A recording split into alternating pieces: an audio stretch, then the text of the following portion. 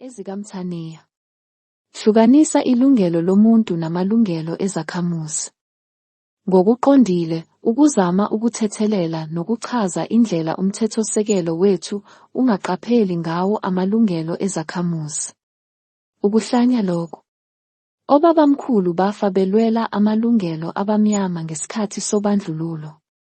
Nanamhlanje abamnyama abanawo amalungelo ezakhamuzi. Baphuma eCODESA bethi umthethosisekelo Constitution isipha amalungelo ezakhamuzi. Kwakungamanga wodwa lawo. Incazelo enengqondo kuphela ukuthi ama-comrade akhokhelwa futhi amabhunu afaka izimpimpi phakathi kuma-comrade.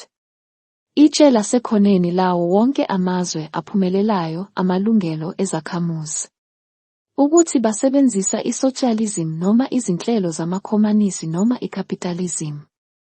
Ngisho nezizwe eziqhutshwa ngamakhosi asempumalanga, Middle East. Abeka phambili amalungelo ezakhamuzi.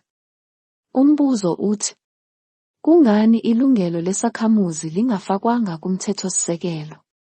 Eyethu impendulo ithi, ukuze baqhubeke nokubandlulula abamnyama emnothweni nasemhlabeni. Iqiniso lithi muntu omnyama, ukhokho wakho, wayengenawo amalungelo esakhamuzi, namanje awunawo amalungelo esakhamuzi. Ama-comrade asidayisa eCODESA. Babulala ubaphani, khona sizodayiswa.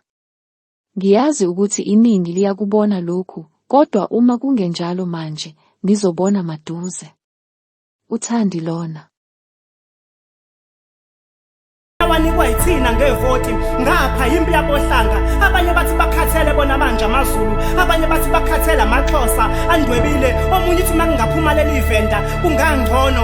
Le inkulumo ehlukanisa phakathi indle emnyama liyahamba izwe, nina nikhathazeke ngokuthi ubani ukhuluma liphi ulimi abamhlophe. The slave master can never and will never prepare something that will be in the interest of the slave. Ngeke. So that is the tragedy of where we are.